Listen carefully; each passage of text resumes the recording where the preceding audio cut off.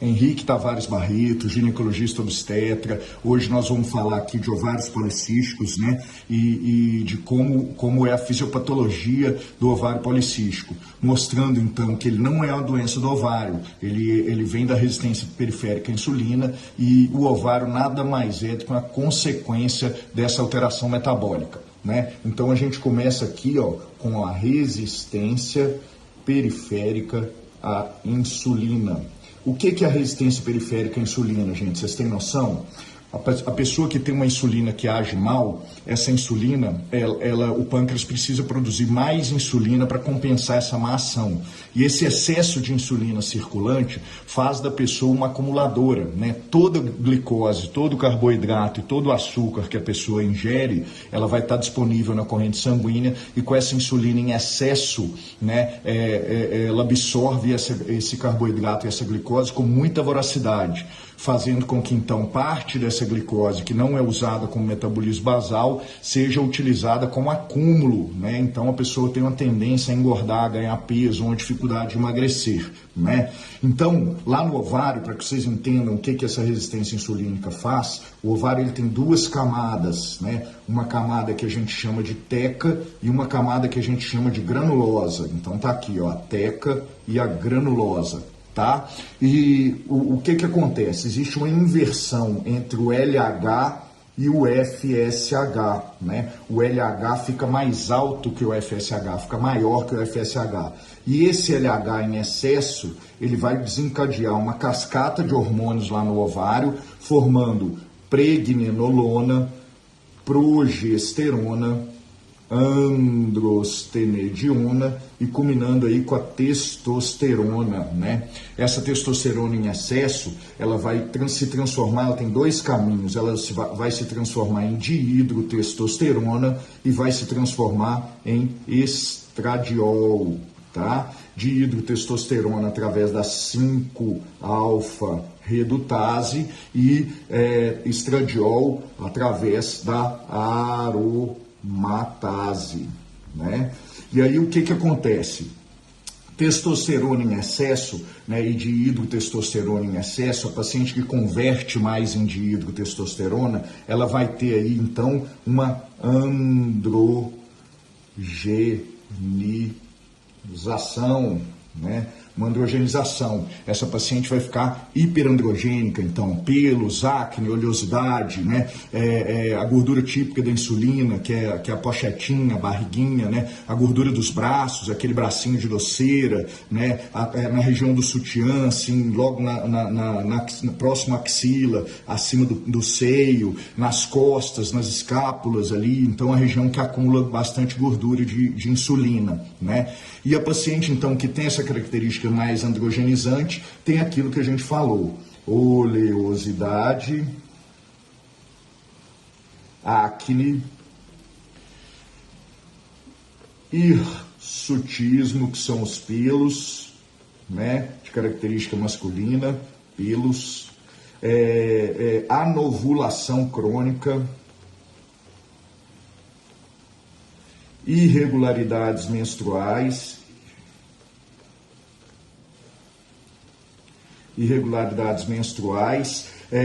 a imagem no ovário é uma das características ovariana, né? Obesidade central,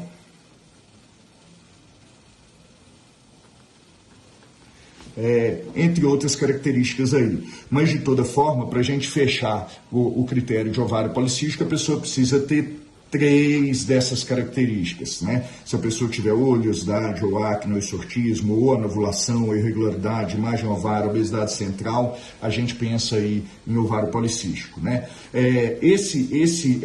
A paciente que forma mais estradiol, ela vai ter um caráter mais estrogênico, né? Então é um estado de hiperestrogenismo também, né? Estrogenismo. Então o ovário policístico tem o hiperestrogenismo e um consequente hiperandrogenismo, tá joia? Então essas duas características podem estar juntas, que a gente considera aí como tecnicamente o pior dos dois mundos do ponto de vista de distribuição de gordura, porque a paciente vai ter resistência insulínica, com a gordura de insulina tipo dos, como eu acabei de citar, braços, pochetinha e etc e tal, e a gordura do estradiol, que acumula no glúteo e no posterior de coxas, né? Essa dietestosterona e esse estradiol fazem então um feedback negativo, quer dizer, uma inibição ainda maior do FSH. E o FSH é o hormônio que recruta folículos no ovário. É o que vai chegar lá no ovário e falar assim, me dá um folículo aí que eu quero ovular. Então ele recruta folículos, mas em quantidade menor o folículo não ovula. No mês seguinte a mesma coisa, no mês seguinte a mesma coisa e assim por diante. De forma que a imagem no ovário policístico acontece, né? Mais ou menos com essa característica. Isso só acontece em 25% dos casos, né? Então ter a imagem no ovário não é diagnóstico nem exclusão, é só um dos critérios, né? É importante entender então que a paciente que às vezes tem a imagem no ovário, a gente precisa de juntar outras características aí para poder fechar o diagnóstico. Se a gente for pensar em um ciclo menstrual, né, imagina que aqui é um mês, né, uma menstruação e a outra, a gente teria que ter aí o FSH para recrutar folículos, né, ter o estradiol, que faria esses folículos crescerem e se desenvolverem junto com a FSH, o pico do LH, que é quando acontece a ovulação, e como eu falei, o LH às vezes desencadeia a formação da testosterona, então a natureza é muito inteligente, faz o pico do LH exatamente para que a mulher tenha uma vontadezinha de namorar na hora que está ovulando, né? E depois ovulou, ela tem a progesterona.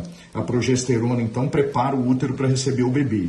Se a progesterona continua crescendo, a mulher engravidou, ela vai subir um pouco mais. Se a progesterona cai, então, na privação da progesterona, vem a menstruação. Tá joia? As pacientes, então, que têm anovulação, que não ovulam, elas não vão ter uma segunda fase adequada, então não vão ter uma progesterona adequada. Essa paciente, então, fica muito exposta ao estrogênio e ela vai ter, então, um aumento, né, do endométrio, que é a camada que sangra no período menstrual. Então, o endométrio, que é essa camada que sangra no período menstrual, vai ficar aumentada. E essa paciente, às vezes, então, sangra depois por transbordamento e não porque menstruou normalmente. Então, não é um ciclo menstrual regular, né? O que a gente tem que discutir, então, nessa questão do ovário policístico? Entender que é um estado de hiperandrogenismo e de hiperestrogenismo e que as pessoas variam de fenótipos, né, de características físicas, porque androgenizam mais ou estrogenizam mais, então isso vai variar. Você vai ter pacientes que têm ovulações esporádicas, você tem pacientes que não ovulam nunca, você tem pacientes que têm muita acne, pacientes que têm pouca acne, né, e normalmente com sangramentos irregulares, ora aumentados, ora em fluxos contínuos de muitos dias, porque sem a progesterona você não consegue preparar esse endométrio para descamar de uma vez só, né? Então essas são as características mais importantes. Na hora que a gente vai pensar aí, ó, nos cuidados, a gente pensa em alguns pilares, né? A primeira coisa, dieta, né? A paciente tem que fazer uma dieta, porque o açúcar e o carboidrato, eles são um grande problema aí para absorção e a manutenção da resistência insulínica e dos picos de insulina, e consequentemente do acúmulo de gordura, né? E aí a gente pensa em qual dieta como mais significativa para esse momento, e eu vou explicar por quê, né? A dieta low carb, porque a gente consegue com ela manter uma quantidade de carboidratos mínimo para que essa paciente, nesse segundo pilar, que é a atividade física, né, consiga às vezes ganhar massa magra, né? Atividade física, né? Ganhar massa magra. E ganhando massa magra, ela vai melhorar a resistência insulínica.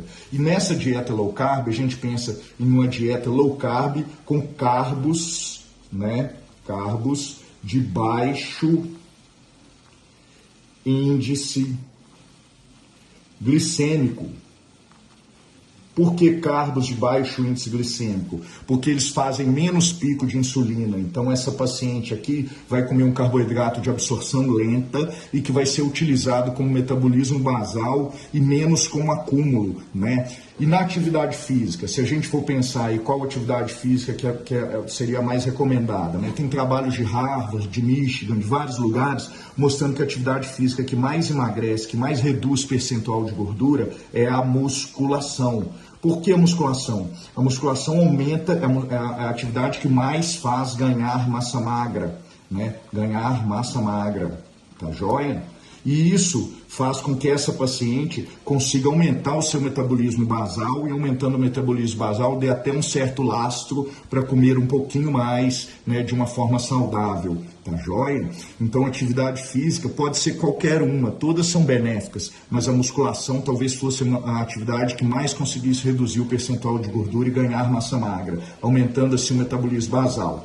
1 grama de músculo gasta mais ou menos 45 quilocalorias por hora, tá? E 1 grama de gordura gasta 15 quilocalorias por hora. Então significa o quê? Que a demanda metabólica do músculo é extremamente superior e por isso é muito importante ganhar massa magra para poder ter um emagrecimento sustentável, que essa pessoa consiga perder peso, continuar perdendo peso, sem ser só aqueles primeiros 3, 4 quilos da perda de líquido inicial das dietas, né? E consiga então manter um emagrecimento contínuo e sustentável, progressivo. A terceira coisa, nós vamos pensar aqui nos nutracêuticos, né? Nutracêuticos. Então a gente tem aí, ó, vários nutracêuticos que a gente pode falar que ajudam no controle da glicose, né? A vitamina D, né? O ômega 3, a N-acetilcisteína, o mioinositol, cúrcuma, quercetina, ácido alfa-lipoico, picolinato de cromo, boro, vanádio, né, magnésio, zinco. Então tem várias coisas aí que podem nos ajudar no metabolismo da glicose. E aí a gente vai recomendar de acordo com o biotipo da paciente as características de cada um. O quarto pilar aí, a gente vai falar dos medicamentos, né? Medicamentos. Nos medicamentos, aí também depende da indicação de cada um. O carro-chefe seria metformina, que é um facilitador da ação da insulina, mas a gente teria aí também o Saxenda, o Ozempic, vários antidiabéticos, né, o Ivocana, vários deles aí que podem nos ajudar nessa perda de percentual de gordura e nesse emagrecimento. Saiu um trabalho recente até falando do Ozempic como o que mais faz perder percentual de gordura, em torno de 16% do peso aí, né? Então isso pra gente pode ser uma associação muito legal para melhorar o desempenho dessas pacientes. O quinto pilar aí, a qualidade do sono, né? Paciente que não dorme bem literalmente engorda. Por que engorda? O paciente produz à noite vários hormônios que são contra-reguladores do apetite, por exemplo, gastrina, grelina, né? Adiponectina, leptina, participam do metabolismo da glicose, né? O próprio GH é produzido à noite, a melatonina, que faz uma vasodilatação, melhora a qualidade do sono, né? Então, tudo isso. E a gente tem que entender que o contrário da melatonina seria o cortisol, que é um hormônio hiperglicemiante, né?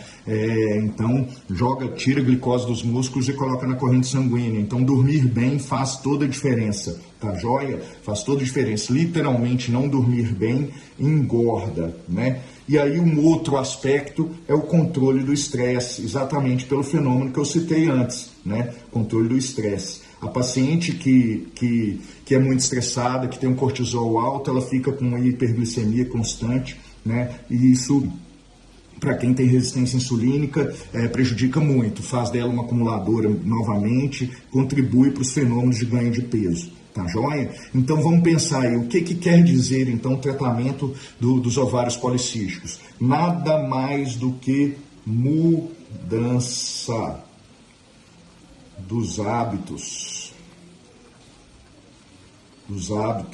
de vida, né? Então, epigenética, comportamento. Epigenética nada mais é do que ativar as ferramentas que a gente tem no nosso organismo para controle do metabolismo. Todos nós temos elas, mas a gente às vezes, pelo estilo de vida, ativa as ferramentas do ganho de peso e pelo estilo de vida pode ativar ferramentas da perda de peso. Então, assim, a gente tem que passar por todas essas atividades. Sem isso aí, nada funciona. Se a gente for pensar assim, né, a maioria dos ginecologistas antigos tem pensado muito na questão do anticoncepcional, e o anticoncepcional para a gente não adianta, ele tem um efeito só cosmético no ovário policístico, né, porque por causa do etinil estradiol. Voltando lá naquela outra folha, se você for pensar aqui no etinil estradiol, que é o estrogênio etinil estradiol, que é o estrogênio da pílula, né? Você está usando mais estradiol ainda, né? Então, mais estradiol ainda, mais feedback negativo no FSH, mais anovulação. O anticoncepcional, ele é um anovulatório, assim que ele evita a gravidez, né? E tem uma questão que é muito importante aqui, que eu vou colocar aqui no cantinho, que é o etinil estradiol, ele aumenta a SHBG.